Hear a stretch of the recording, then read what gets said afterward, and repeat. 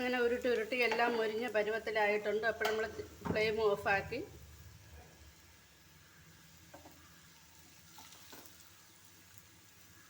ഇനി ഇത് ഓരോന്നായിട്ട് പാനിൽ നിന്ന് മാറ്റാം.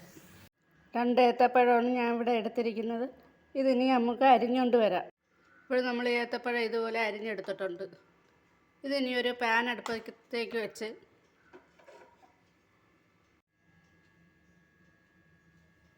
ഇതിലേക്ക് 2 സ്പൂൺ നെയ്യ് ഒഴിച്ചു കൊടുക്കാം.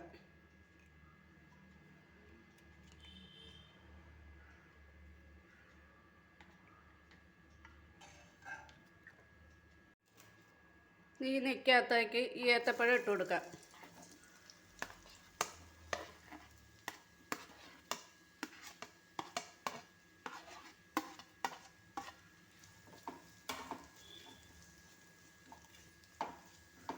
ഇത് ഈ നെയ്ക്കകത്ത് നല്ലതുപോലെ വേവിച്ചെടുക്കാം.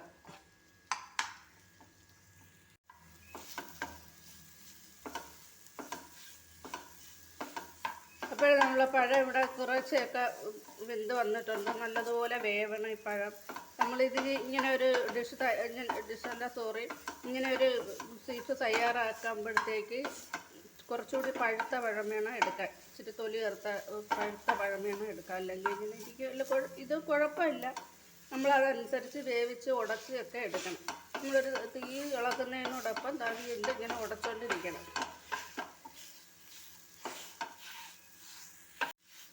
ഇനി ഇതിലേക്ക് നമ്മൾ ആവശ്യത്തിന് പഞ്ചസാര ഇട്ട് കൊടുക്കാം. കുട്ടികൾക്ക് ഉള്ള വീടാണെങ്കിൽ കൂടുതലായിട്ടും കുട്ടികൾക്കൊക്കെ കൊടുക്കാമെന്നുണ്ടെങ്കിൽ കുറച്ചുകൂടി പഞ്ചസാര ഇടാം.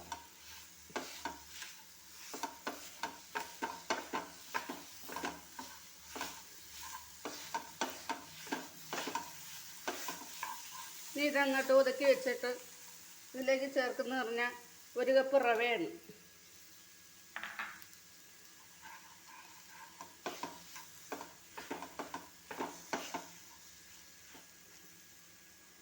ഇനി ഇതിനകത്ത് 1 ഗ്ലാസ് പാലൊഴിക്കാം.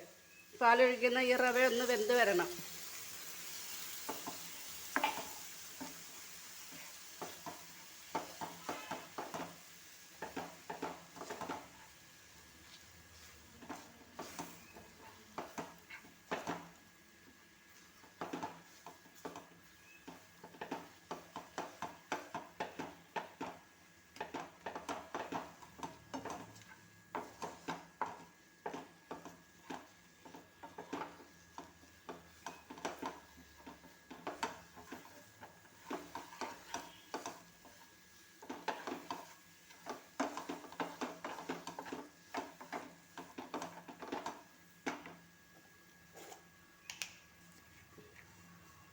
ഇനി ഇതിലേക്ക് നമ്മൾ കുറച്ച് ഏലക്കാപ്പൊടിയാണ് ഇടുന്നത്.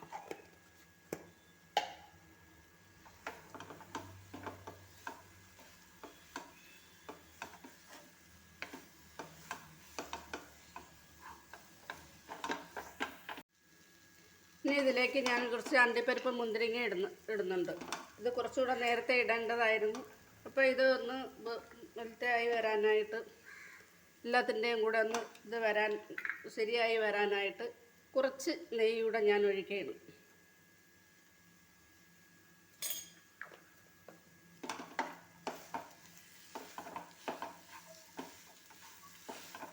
പിന്നെ കയ്യിലുള്ള നട്ട്സൊക്കെ വേണമെങ്കിൽ ഇടാം.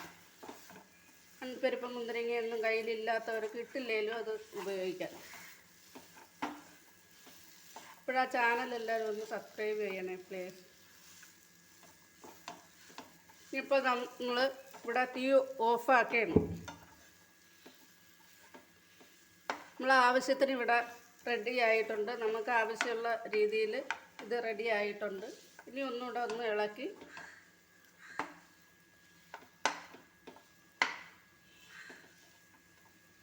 ആറാൻ വയ്ക്കാം. ഇപ്പോൾ പഴമൊക്കെ നല്ലപോലെ ഇതായി ഉടഞ്ഞ് കിട്ടിയിട്ടുണ്ട്.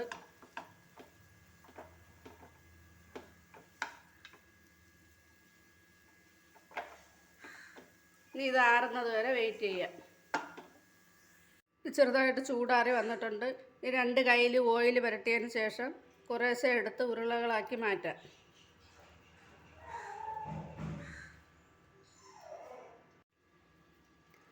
അങ്ങനെ നമ്മൾ ഏത്തപ്പഴത്തിൻ്റെ കൂട്ട് ഇവിടെ ഉരുളകളാക്കി എടുത്തിട്ടുണ്ട്.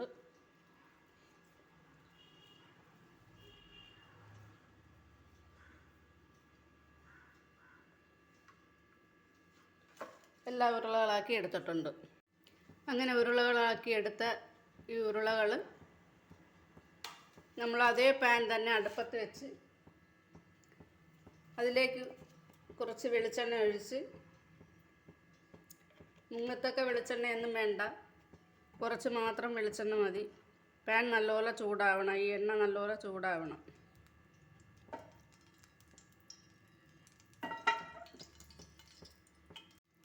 അങ്ങനെ ചൂടായ എണ്ണയിലേക്ക് ഈ ഉരുളകൾ ഓരോന്നായിട്ട് പതുക്കെ പതുക്കെ പറക്കി വെക്കണം.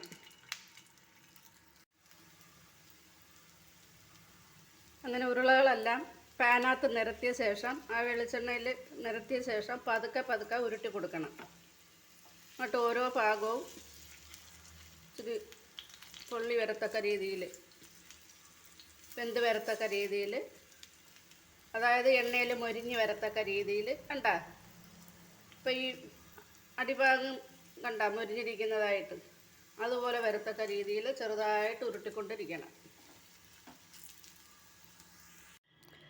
അങ്ങനെ നമ്മളെല്ലാം പാനിൽ നിന്ന് മാറ്റിയിട്ടുണ്ട്. വളരെ ടേസ്റ്റിയായ ഒരു സാധനമാണ്, ഭയങ്കര ടേസ്റ്റാണിത് കഴിക്കാൻ. നമ്മളൊന്നും പണ്ടൊന്നും അറിഞ്ഞില്ല, ഇപ്പോഴാണ് കാണുന്നത്, ഇപ്പോഴാണ് ഉണ്ടാക്കുന്നത്. വളരെ ടേസ്റ്റിയായ ഒരു സാധനമാണ്. എല്ലാവരും ഉണ്ടാക്കാൻ 2 പഴമോ 1 പഴമോ ഒക്കെ മതി ഉണ്ടാക്കാൻ. ഇതങ്ങനെ നമുക്ക് തയ്യാറാക്കി എടുത്താൽ വളരെ ടേസ്റ്റിയായൊരു പലഹാരം കഴിക്കാം നമുക്ക്. ഇപ്പോഴും എല്ലാവരും ആ ചാനലൊന്ന് സബ്സ്ക്രൈബ് ചെയ്യണേ. അടുത്ത റെസിപ്പിയായിട്ട് ഉടനെ വരാം.